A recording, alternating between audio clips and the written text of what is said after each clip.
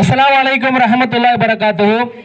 அன்புக்கினிய சகோதரர்களே, பெரியவர்களே, தேசிய தௌஹீத் கூட்டமைப்பு NTF ஜமாத்தின் சார்பாக தமிழகம் முழுவதும் வட்டி ஓர் வன்கொடுமை என்ற தலைப்பின் கீழ் சூறாவளி பிரச்சாரத்தை இந்த ஜமாத் முன்னெடுத்து சென்று கொண்டிருக்கிறது.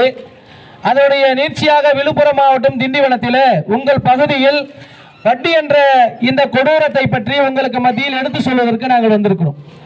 முஸ்லிம் சமுதாயத்தை பொறுத்த வரைக்கும் வட்டியை பற்றி நம்ம சொல்லி தெரிய வேண்டிய அவசியம் இல்லை. அவ்வளவு ஒரு பாவம் இது மிக பெரும் பாவம். வட்டி என்பது அல்லாஹ் ரசூலால் கடுமையாக கண்டிக்கப்பட்ட எச்சரிக்கப்பட்ட பாவம் என்பது இஸ்லாமிய சமுதாயத்திற்கு நல்லாவே தெரியும்.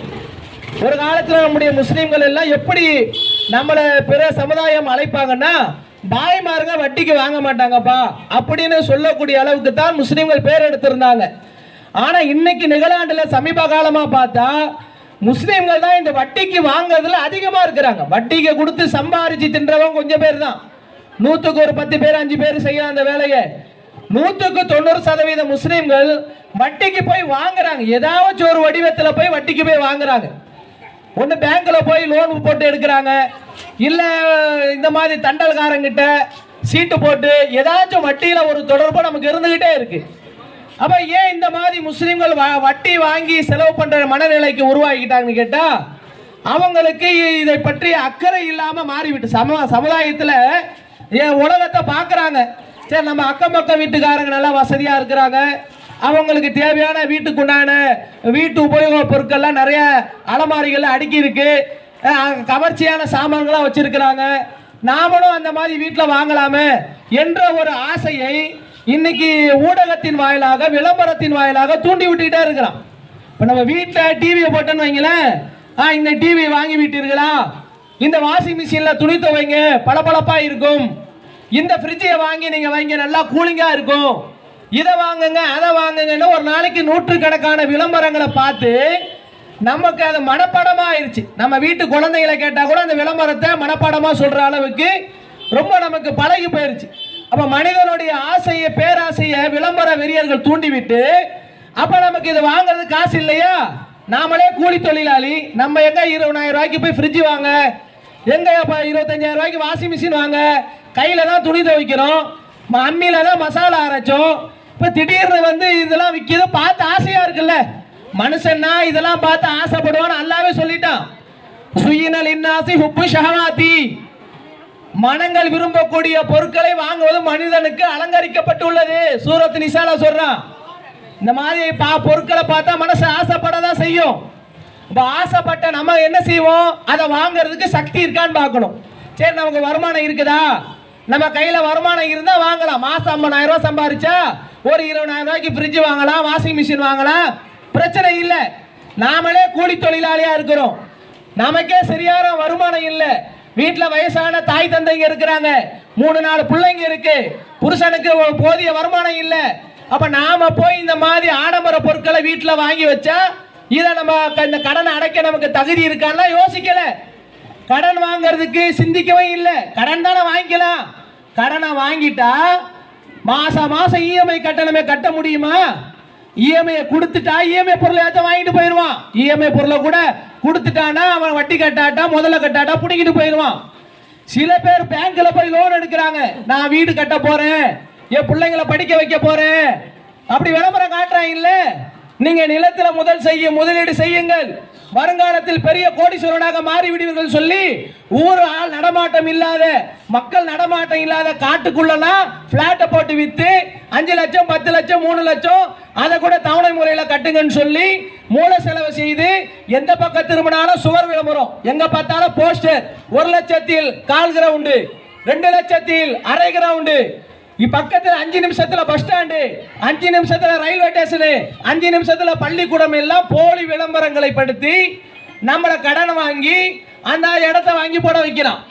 இப்போ கடனை வாங்கி நிலத்துல போடுறோம், லோன் எடுத்து நம்ம வீடு ஓடு வீடா இருக்கு, பரவாயில்லப்பா அல்ல கஞ்ச கூட கொடுத்தா குடிக்கலான்னு இல்லை, லோன் எடுத்து வீடு கட்டான். வீடை கட்டினா அந்த வீட்டு லோன் எடுத்தா அந்த லோனை கட்ட முடியாம அதுக்கு வட்டி போட்டு கடைசியில் லோன் எடுத்து வீடு கட்டவன் அந்த கடனை அடைக்கிறதுக்கு வீட்டை வித்துட்டு போனவன் எவ்வளவு பேர் தெரியுமா? இப்போ முஸ்லீம்களை சிந்திச்சு பாருங்க. இன்னைக்கு சென்னையில மார்வாடி கிட்ட பாதி சென்னையே அவங்ககிட்ட தான் இருக்கு. காரணம் என்ன? இந்த மாதிரி ஏழை எளிய மக்கள்கிட்ட கடனை கொடுத்து கடனுக்கு வட்டி கட்ட முடியாம அவங்க சொத்துக்களை ஜப்தி செய்யக்கூடிய இந்த நில சுவந்தாரர்களும் இந்த வட்டி கடைக்காரர்களிடத்துல வட்டி கட்ட முடியாம பல மக்கள் தெருவுக்கு வந்திருக்கிறாங்க. பல மக்கள் நிலங்களை இழந்தாங்க, சொத்துக்களை இழந்தாங்க, சுகத்தை இழந்தாங்க, நிம்மதி இழந்தாங்க. எல்லாத்தையும் இழந்த பிறகு தூக்கல தொங்கி விஷத்தை குடிச்சு செத்து போனவங்களும் இருக்கிறாங்க. இந்த நிலைமை நமக்கு ஏற்படணுமா? அல்லாஹ்வுடைய ரசூல் நமக்கு தடுத்தாங்களா இல்லையா? முஸ்லிம்களே, ஆக்கிலு ரிபா ஓ மூக்கிலஹு ஓ காத்திபஹு ஓ ஷாஹிதைகி, வட்டியை உண்ணுபவன், உண்ண கொடுப்பவன், அதை எழுதுபவன், அதுக்கு சாட்சி சொல்லுபவன், இவர்கள் எல்லாமே பாவத்தில் கூட்டாளிகள். இவர்கள் சபிக்கப்பட்டவர்கள். யார் வட்டிக்கு வாங்கி ஒரு வேலை செய்வாரோ அவர் சபிக்கப்பட்டவன். அப்ப வட்டிக்கு வாங்கி தான் வீடு கட்டுறோம், வட்டிக்கு வாங்கி கல்யாணம் பண்றோம். ஒரு கல்யாணத்தை எளிமையா பண்ணலாம்.